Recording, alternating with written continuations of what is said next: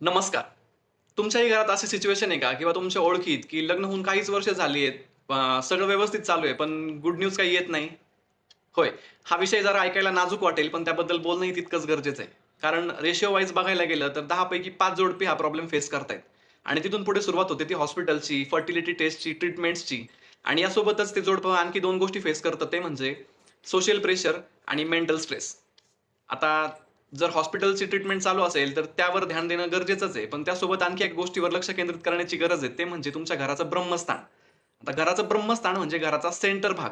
जर या सेंटरमध्ये ना टॉयलेट असेल, देवघर असेल किंवा किचन असेल, तर बेबी कन्सीव्ह होण्यास नक्कीच प्रॉब्लेम येतो.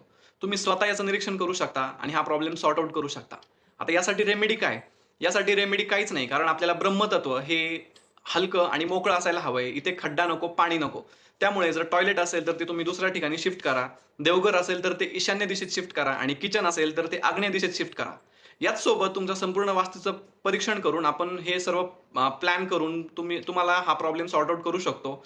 त्यामुळे तुमच्या वास्तूचं प्रॉपर परीक्षण करून घ्या आणि एका आनंदी जीवनाकडे वाटचाल करा. छोटा उपाय, मोठा बदल नक्की ट्राय करा आणि राजमंगल वास्तू या पेजला फॉलो करा. धन्यवाद.